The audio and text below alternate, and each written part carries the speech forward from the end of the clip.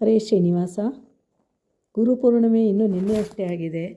ಈ ಸಂದರ್ಭದಲ್ಲಿ ಒಂದು ಸಮಯೋಚಿತವಾದಂಥ ಒಂದು ಋಷಿಗಳ ಕಥೆಯನ್ನು ಹೇಳುವಂಥ ಪ್ರಯತ್ನ ಮಾಡ್ತಾಯಿದ್ದೀನಿ. ಧೌಮ್ಯ ಋಷಿಗಳು ಅಂತ ಒಬ್ಬರಿದ್ರು. ಅವ್ರ ಹೆಸರನ್ನು ಬಹುಶಃ ಎಲ್ಲರೂ ಕೇಳಿರ್ತೀರಿ. ಆ ಧೌಮ್ಯ ಋಷಿಗಳ ಶಿಷ್ಯ ಬೈಂದ ಅಂತ. ಇವನು ಅತ್ಯಂತ ಗುರುಭಕ್ತಿ ಉಳ್ಳವನಾಗಿದ್ದ. ಒಮ್ಮೆ ಉಪಾಧ್ಯಾಯರು ಶಿಷ್ಯನ ಬೈಂದನನ್ನು ಕರೆದು, ಮಗು, ನೀನು ಕೆಲವು ಸಮಯ ಗುರು ಶುಶ್ರೂಷೆಯನ್ನು ಮಾಡಬೇಕು, ಇದರಿಂದ ನಿನಗೆ ಒಳ್ಳೆಯದಾಗುತ್ತೆ, ಶ್ರೇಯಸ್ಸಾಗುತ್ತೆ ಅಂತ ಆದೇಶ ಮಾಡ್ತಾರೆ. ಗುರುಗಳ ಆಜ್ಞೆಯಂತೆ ಬೈಂದ ಗುರುಕುಲದಲ್ಲಿ ಅನನ್ಯವಾದ ಗುರು ಶುಶ್ರೂಷೆಯಲ್ಲಿ ರತನಾದ. ಬಂಧು ಜನರು ಎತ್ತುಗಳ ಬದಲಾಗಿ ಬೈಂದ ಎಂಬ ಶಿಷ್ಯನನ್ನು ನೇಗಿಲಿಗೆ ಹೂಡಿ ಹೊಲವನ್ನು ಉಳುತ್ತಿದ್ದರು.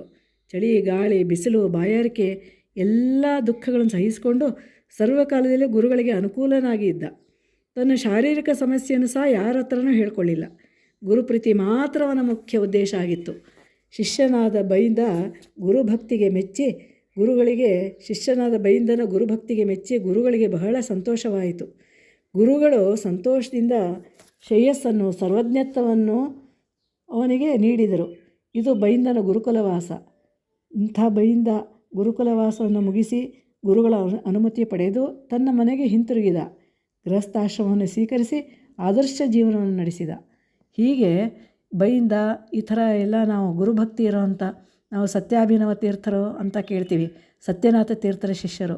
ಅವರು ಅಷ್ಟೇ ಗುರುಭಕ್ತಿ, ಗುರುಪಾದಕೆ ಅಂತಂದರೆ ಸಾಕು, ಅವರು ಎಷ್ಟು ಅದರಲ್ಲಿ ಒಂದು ಮಹತ್ವವನ್ನು ಕಂಡಿದ್ದರು ಅಂತಂದರೆ, ಗುರುವಿನಿಂದಲೇ ಎಲ್ಲ ಸಕಲ ಕಾರ್ಯ ಸಿದ್ಧಿಯಾಗುತ್ತೆ ಅಂತ ನಂಬಿದವರು. ಅವರು ಮನೆಯಿಂದ ಹೊರಗಡೆ ಹೋಗುವಾಗ ಪ್ರತಿ ಸತ್ಯನೂ ಗುರುಪಾದಕೆಯನ್ನು ನಮಿಸಿ, ಗುರುಪಾದಕೆಯನ್ನು ಸ್ಮರಿಸಿ ಹೋಗ್ತಾಯಿದ್ರು. ಅದರಿಂದಲೇ ನಾನು ಯಶಸ್ಸು ಪಡೆದ. ಯಾವುದೋ ಒಂದೇ ಒಂದು ಕೆಲಸದಲ್ಲಿ ಗುರುಪಾದಕೆಯನ್ನು ಸ್ಮರಿಸದೇ ಹೋಗಿದ್ದಕ್ಕೆ ಅವ್ರ ಕೆಲಸ ಆಗಲಿಲ್ಲ ಅಂತ ಹೇಳ್ತಾರೆ. ಹಾಗೆ ಎಲ್ಲ ನಾವು ಗುರುಭಕ್ತಿಯನ್ನು ಅತ್ಯಂತವಾಗಿ ಮಾಡಿದಾಗ ನಮಗೆ ಒಂದು ಗುರುಗಳಿಂದ ಅನುಗ್ರಹ ಅನ್ನೋದು ಸಿಗುತ್ತೆ, ದೇವರ ಅನುಗ್ರಹ ಅನ್ನೋದು ಪ್ರಾಪ್ತಿಯಾಗುತ್ತೆ. ಹರೇ ಶ್ರೀನಿವಾಸ. ಕೃಷ್ಣಾರ್ಪಣಮಸ್ತು.